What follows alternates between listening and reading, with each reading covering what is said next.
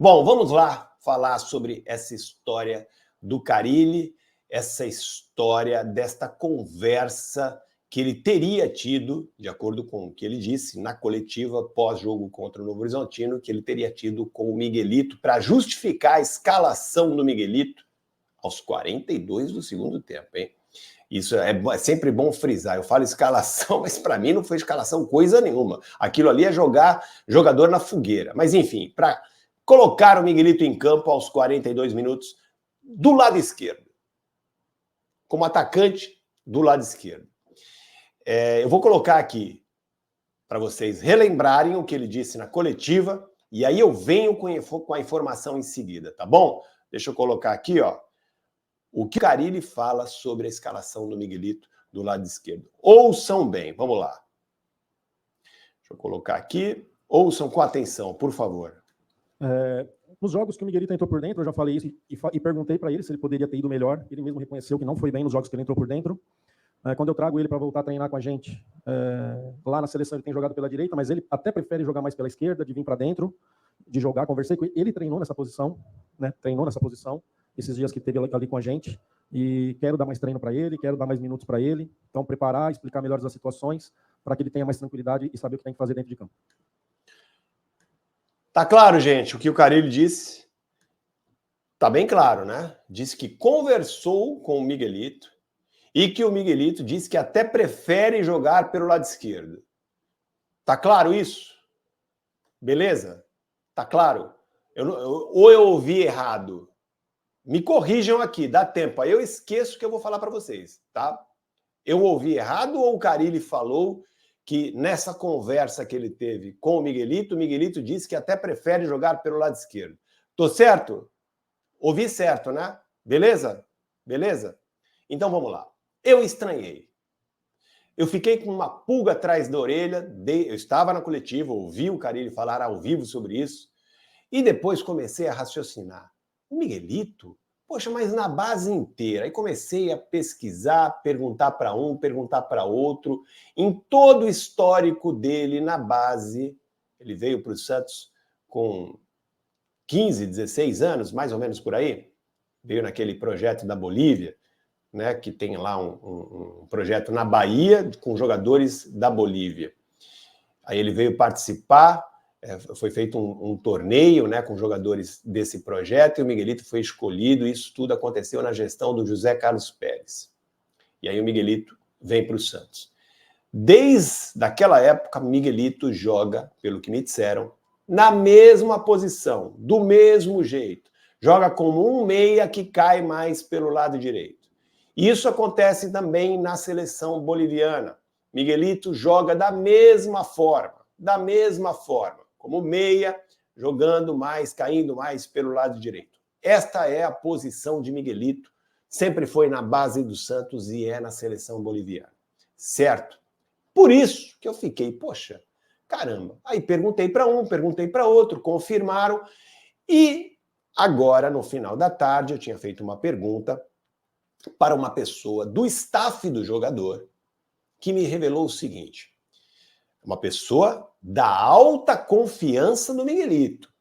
Da alta confiança do Miguelito.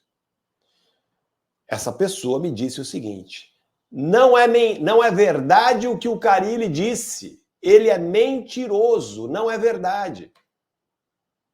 Gente, aí eu perguntei o que não é verdade. O Miguelito joga sempre pelo lado direito. O Miguelito gosta de jogar sempre pelo lado. Sempre foi assim, na base do Santos e na seleção boliviana. Confirmando o que eu já tinha apurado com outras pessoas, técnicos que passaram pelo Santos, alguns que ainda estão no Santos.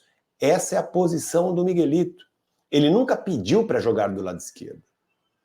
E não teria pedido, segundo essa minha fonte do staff do jogador, não pediu para jogar do lado esquerdo, não disse, essa conversa, essa declaração não aconteceu. Não aconteceu. Então, atenção, Fábio Carille, por favor. Se essa pessoa que me passou a informação não estiver contando a verdade, entra aqui e desminta. Explica essa história direito, porque isso é grave. dar uma justificativa falsa para explicar uma decisão que você tomou ao colocar Miguelito do lado esquerdo, numa outra posição, isso é grave. Isso não é correto. Então eu vou repetir, gente. Uma pessoa da alta confiança de Miguelito, que trabalha com o Miguelito, do staff do Miguelito, disse que Miguelito atua pelo lado direito e é nessa posição que ele gosta de jogar. Então como é que ele disse para o Carille que até prefere jogar pelo lado esquerdo? Lamentável, lamentável, lamentável. Essa informação eu peguei aqui, eu já vinha apurando, né? Conversando com pessoas para saber dessa história do Miguelito jogar pelo lado esquerdo. Por que eu fui atrás dessa história? Por que eu dou tanta importância para isso? Porque parece claro, cada vez mais claro, que o Carille está incomodado com essa situação de ter de levar o Miguelito para os jogos. Ele só levou o Miguelito para essa partida contra o Novo Horizontino por pressão da diretoria. Eu contei essa história para vocês, gravei um vídeo falando sobre isso. O Miguelito não iria ser relacionado novamente, não iria. Ele só foi por pressão da diretoria. Então o Carille está incomodado com isso, parece incomodado com isso, por mais que ele negue, e levou desta vez. E aí, não sei por que cargas d'água, ele colocou o menino do lado esquerdo. E colocou só aos 42 minutos do segundo tempo. Caramba! Quem quer dar oportunidade a algum jogador não vai escalar só na reta final do jogo. Não faz o menor sentido isso. Não faz o menor sentido. Porque ontem, o Miguelito entrou aos 42 minutos do segundo tempo sem nenhuma razão. Sem nenhuma razão. Porque se o Carille quisesse, de fato, dar oportunidade a ele, iria dar, no mínimo, 20 minutos para o jogador. 20 minutos. Bom, deixa eu ver como é que ele está. Quem é que vai analisar um jogador em 3 minutos?